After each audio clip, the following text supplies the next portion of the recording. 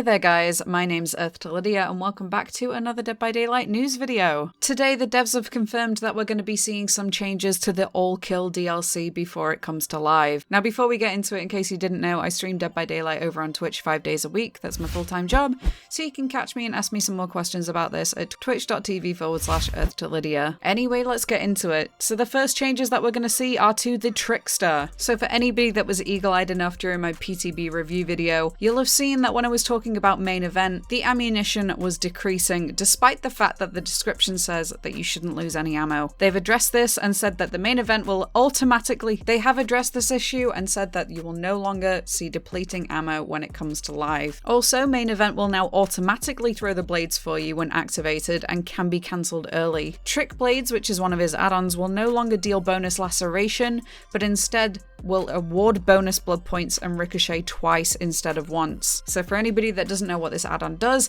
it makes it so that you can throw the blades at a wall and then they will bounce off and hit the survivor, and instead the ricochet effect will happen twice. Next up, they've said that they've improved feedback on main event cooldown. I'm not sure whether this means that they have taken on board feedback or whether this is actually a technical term. They've not really gone into any more information on that. They've also improved the visibility of laceration meter on survivor portraits. So for anybody that played the PTB, you will know that there was some issues with actually seeing how many blades a survivor had taken, particularly on the ones at the bottom because the survivor portrait would overlap that. Obviously, I have nothing to go off of here, but I'm hoping that they put the laceration meter in front of the survivor portraits instead. And they've apparently fixed various bugs. As for perks, Smash Hit, which is the new exhaustion perk which will be coming out with Yun-jin, has had its duration increased to 4 seconds rather than 3. I do think this is a good payoff considering you might not necessarily get it to work as often as you do other exhaustion perks. So it makes it a little bit more viable as a contender. Self-preservation has also been buffed. It will now hide your pools of blood and your grunts of pain. And that is all that they've said for Yun-jin's perks. Moving on to the Trickster's perks now. Starstruck, the exposed status effect now refreshes anytime the survivor enters your terror radius, and the effect persists for 26, 28, or 30 seconds after leaving it. Cooldown reduced to 60 seconds. And No Way Out has also had a little bit of a rework, so now it doesn't matter whether or not you manage to hook a survivor at all in the game. This will by default activate for 10 seconds at the end of the trial, and then they've slightly tweaked the numbers, so it's still a token perk, and you will gain a token which will add either 4, 6, or 8 seconds